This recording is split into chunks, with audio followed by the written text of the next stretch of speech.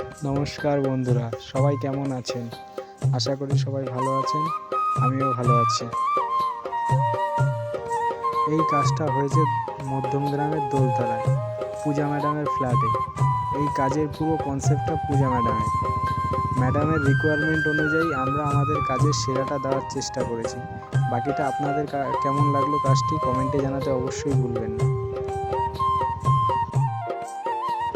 আর এরকমই আপডেট কাজ পেতে আমাদের পেজটিকে লাইক শেয়ার করে সাথে থাকবেন।